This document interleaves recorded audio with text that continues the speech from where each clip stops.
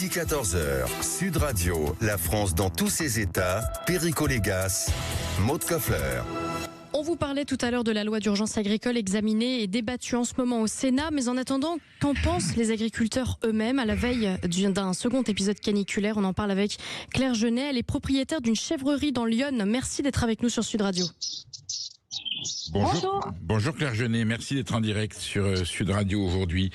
Claire Genet, je vous ai vu l'autre jour dans une très jolie émission de télé expliquer aux journalistes qui étaient là comment vous aviez fait face à la canicule et comment vous essayez de préserver vos jolies chèvres qui étaient des chèvres blanches. Claire Genet, vous êtes dans l'Yonne. À quel endroit de l'Yonne? Parce que Maud et moi, on connaît bien ce département. Vous êtes à quel endroit de l'Yonne? Donc nous on est à Saint-Bril-Vineux, c'est un petit village viticole, donc ça va très bien pour l'apéro, du vin et du fromage. Mais bien sûr, on arrive. Mais bien sûr, Saint-Bril-Vineux, voilà, on a de la place. Voilà, c'est dans la partie viticole. On a fait des glaces pour l'été, pour la canicule. Bien sûr, il y a de très très bons vins dans l'Yonne. Non mais premier degré, est-ce qu'il vous arrive de faire le marché de Sens, juste au hasard? On fait le marché de Fontainebleau, Troyes et Avallon. Ok, d'accord, très bien, je note. Merci beaucoup. Voilà. Donc, à Saint-Bril-Vineux, où on produit bien sûr de très bons vins sur le terroir de l'Yonne, vous avez un élevage de chèvres de combien de têtes, Claire Genet? Donc aujourd'hui, on a 180 chèvres. J'ai démarré de zéro en 2020 en achetant juste un champ. Et j'ai fait construire un bâtiment en bois et on transforme tout notre lait en fromage de chèvre au lait cru. Vous vous êtes lancé dans l'aventure, vous aviez déjà une tradition familiale ou vous vous êtes lancé dans l'aventure sans expérience? Eh ben, j'ai eu de l'expérience parce que j'étais passionnée depuis toute petite. Comme on dit aujourd'hui, j'ai la tête dans les étoiles et les pieds sur terre et le projet avance de jour en jour. Bien sûr. Donc vous avez une chèvrerie et vous venez de me dire, vous produisez sur place du fromage fermier. Donc c'est un chèvre fermier. Tout à fait, au lait cru. Donc les chèvres au pâturage. Et notre fromage signature, c'est le Vézelay. C'est un fromage en forme de dôme. On a eu la médaille d'or au mondial du fromage. Je connais, c'est un très beau fromage. Là aussi, on parle d'un endroit, évidemment, la basilique de Vézelay. La belle colline éternelle. Et puis il y a un vignoble. Vous voyez, dans l'Yonne, il y a toujours à boire et à manger dans des conditions absolument délicieuses. Claire Genet, vous avez été confrontée, comme beaucoup d'éleveurs français ces temps-ci, à cet épisode caniculaire avec des températures épouvantables pour nos animaux. On sait qu'il y a eu des mortalités, notamment dans les élevages de volailles. Un poulet, une poule, c'est plus fragile. Comment vos chèvres ont résisté à cet excès de température? Donc nous, dès le départ, on avait choisi d'investir dans le bâtiment. On a isolé la toiture, ce qui fait qu'à l'intérieur, vraiment la température est très bonne. Donc les chèvres se mettent à l'ombre.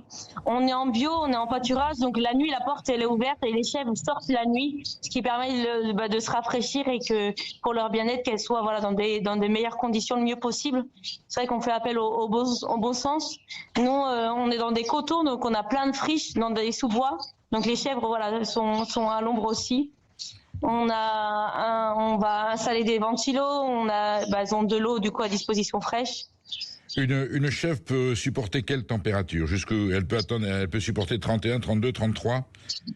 Oui, la chèvre c'est quand même un animal quand même de base, quand même assez rustique. Après, c'est vrai que notre bâtiment il est très grand, ce qui fait qu'elles sont pas les unes sur les autres et qu'elles ont un espace quand même, elles sont pas serrées quoi. C'est-à-dire que si ça va trop loin, elles peuvent quand même souffrir ou non? Oui, évidemment, si c'est trop chaud ou s'il n'y a pas d'air, quoi. C'est pour ça qu'on ventile un maximum.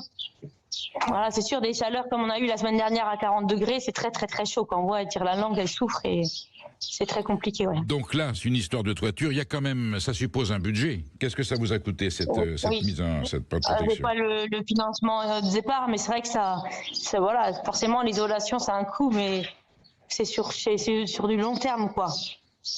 Le nombre de chèvres est important pour pouvoir faire face. Si on en a 40 ou 50, c'est plus compliqué. C'est moins compliqué que si on en a 180 comme vous.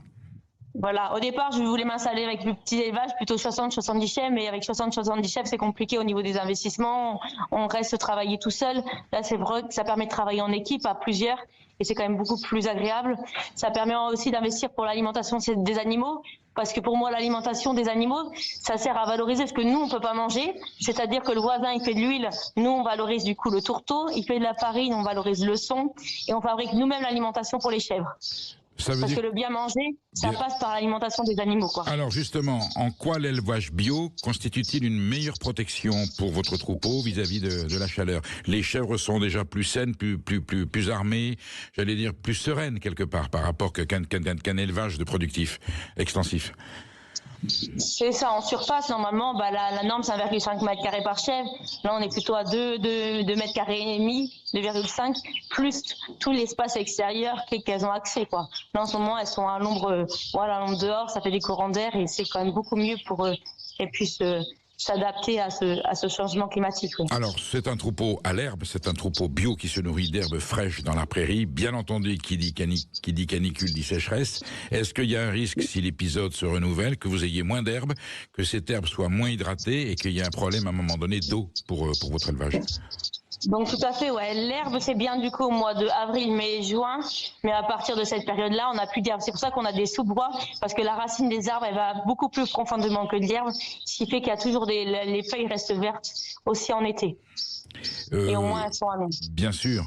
Là pour l'instant, vous manquez d'herbe ou non? On annonce un prochain épisode. On n'a plus d'herbe, oui. Comment vous faites pour compenser ce manque d'herbe? Vous êtes obligé d'acheter du foin à l'extérieur? On achète du foin et aussi de l'alimentation pour nos animaux. Donc on achète des céréales, du maïs. Voilà. C'est la première fois que vous êtes... zéro, on a très peu de surface. C'est la première fois où disons que c'est l'épisode le plus violent que vous ayez connu depuis que vous élevez vos chèvres. Oui, oui, tout à fait. Ouais. Oui, c'est le plus marquant aujourd'hui. Ouais. Parce que nous, on a 4 métiers du coup. On a 4 métiers. Le premier métier, c'est qu'on est chevrier. Donc l'alimentation, on s'occupe de nos chèvres. On est fromager. Donc c'est très compliqué aussi pour les gros froids en fromagerie.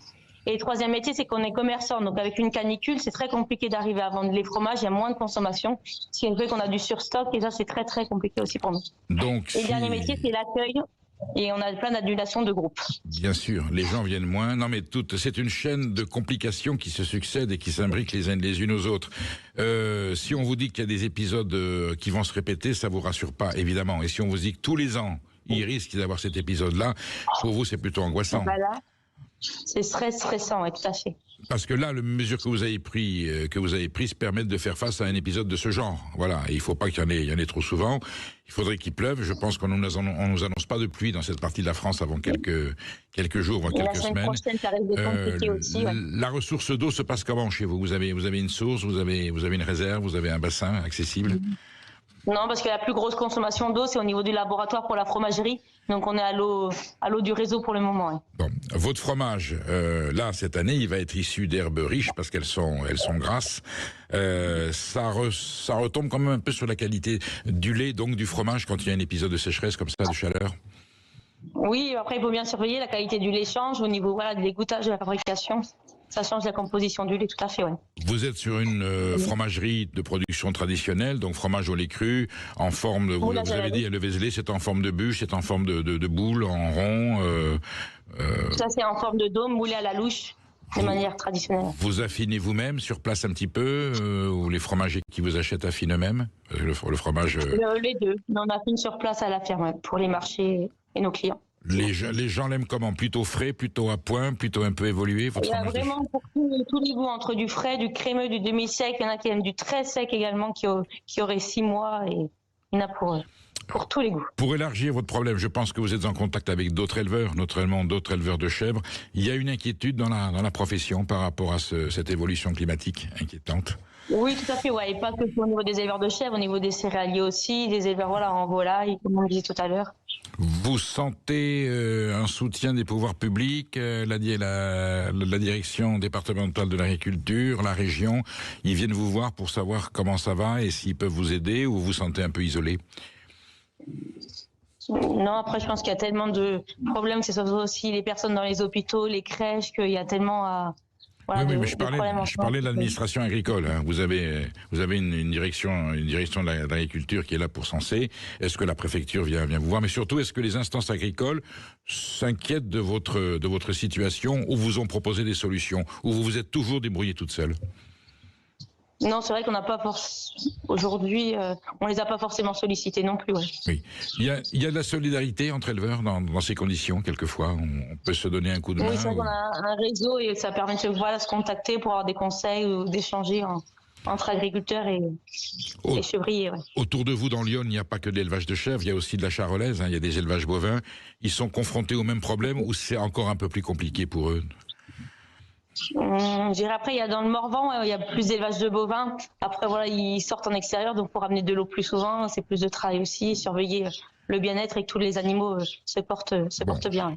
En tout cas, Claire Genet, on vous sent vigilante et déterminée. Courage, bien entendu. Je recommande votre fromage, on peut le trouver chez vous à la ferme à Saint-Bril-Vineux. Dans plein de fromageries dans toute la France, oui. Toute la France, voilà, à déguster avec modération, avec de l'Épineuil ou du Chablis. C'est pas les vignobles de Lyon qui mangent. Je vous souhaite bon courage, je vous souhaite un bel été. Voilà, vendez beaucoup de fromage et surtout, voilà, ceux qui nous entendent vous soutiennent parce que votre combat est méritant et on espère que ces épisodes un jour auront une issue meilleure. Merci Claire Genet, à très bientôt. Merci beaucoup, à bientôt, au revoir. Au revoir. Vous restez sur Sud Radio parce que nous allons parler, j'ai dit que je lançais l'appel du 1er juillet sur les ondes de Sud Radio. Restez en France si vous ne savez pas où aller ou même si vous aviez envisagé une destination. Le fait de rester en France, merveilleux pays, ça c'est un gimmick que l'on a relancé des centaines de fois, rester en France. Mais il y a des gens qui en doutent ou des gens qui n'ont pas compris à quel point il peut être bénéfique, important, heureux. C'est un instant de bonheur. Et surtout, notre pays nous offre une telle diversité de richesses, de destinations, de paysages, voilà, de configurations géographiques et de traditions et de savoir que nous allons avec Didier Rickner là pendant 45 minutes. On va faire l'inventaire et on va vous expliquer pourquoi aujourd'hui, surtout s'il fait chaud, il y a des endroits où il fait frais en France, pourquoi il est important de rester en France.